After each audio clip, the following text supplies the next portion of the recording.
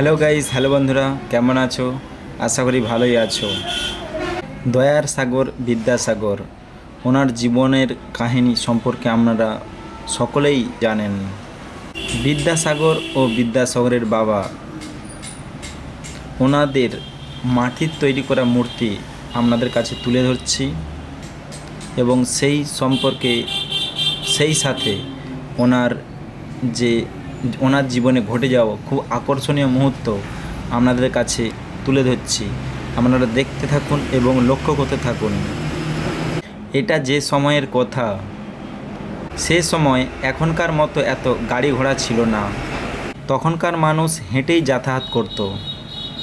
1828 সাল মেদিনীপুরের বীরসিংহ গ্রাম থেকে এক গরিবের ছেলে তার পিতার সঙ্গে কলকাতায় যাচ্ছিলেন লেখাপড়া শিখতে। বীরসিংহ থেকে কলকাতা কাছের পথ নয়, তাই সঙ্গে এসেছে আনন্দরাম ঘুটি।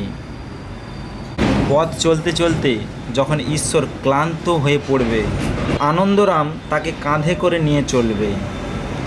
হাঁটতে হাঁটতে সবাই শিয়াখালার কাছে শালিখার বাঁধা রাস্তায় উঠে এলো। ঈশ্বর খেয়াল করে দেখল রাস্তার পাশে একটা বাটনা বাটা একটা শিল পোতা। তার বাবাকে জিজ্ঞাসা করলো, এই শিলগুলো কি বাবা? ঠাকুরদাস হেসে বললেন, আরে ওগুলো শিল না, ওগুলোকে বলে মাইলস্টোন। মাইলস্টোন কি বাবা? মাইলস্টোন হলে গিয়ে, শোন বাবা, মাইলস্টোন হলো গিয়ে ইংরেজি শব্দ। 1 মাইল হলো আমাদের ওই আধ ক্রোশের সমান। স্টোন অর্থ পাথর। কলকাতা থেকে প্রত্যেক 1 মাইল অন্তর এইরকম একটি পাথর পোতা আছে। কলকাতা থেকে ওখান পর্যন্ত কত মাইল পথ? ধরে নে কলকাতা থেকে যে পাথরখানা পোতা আছে তাতে ইংরেজিতে 1 লেখা আছে, আর দেখ এখানে লেখা আছে 19, অর্থাৎ কলকাতা এখান থেকে 19 মাইল, অর্থাৎ 9.5 ক্রোশ। বাংলা অঙ্কের হিসাব জানিস সব। 19 লেখা পাথরটি সে ভালো করে দেখে নিল।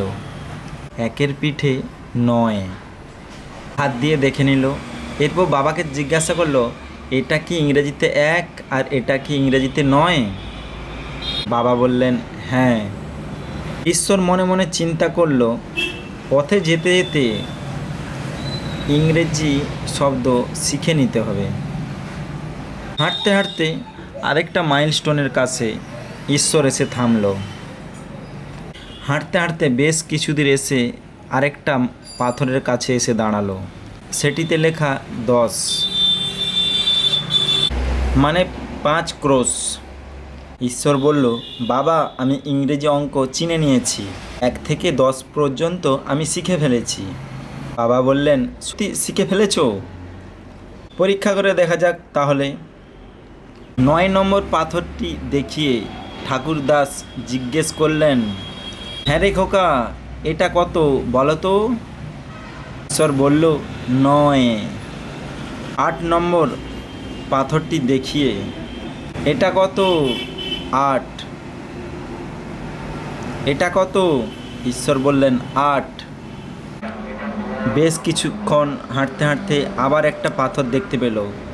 ঈশ্বর জিজ্ঞাসা করলে, ঠাকুরদাস জিজ্ঞাসা করলো, এটা কত? ঈশ্বর উত্তর দিল, 7। ঠাকুরদাসের মনে এবার সন্দেহ জাগলো। 10-এর আগে 9, 9-এর আগে 8, আর 8-এর আগে 7।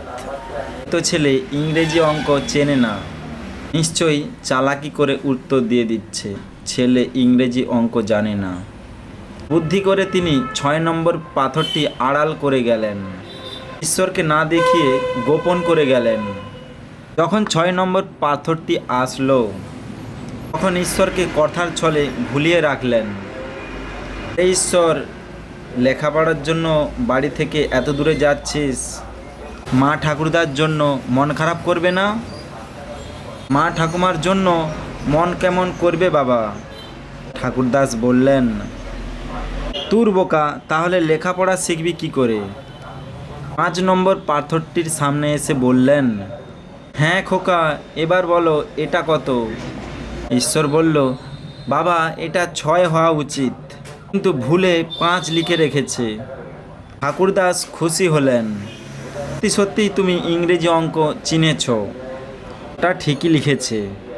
নম্বর পাথরটি যখন আমরা পেরোই, তখন আমি কথার ছলে আমি তোমাদেরকে ভুলিয়ে রেখেছিলাম, তুমি 6 নম্বর পাথরটি খেয়াল করনি। এই হলো বিদ্যাসাগরের জীবনের একটা ঘটনা। রাস্তার ধারে পাথর দেখতে দেখতে তার ইংরেজি অক্ষর চেনা।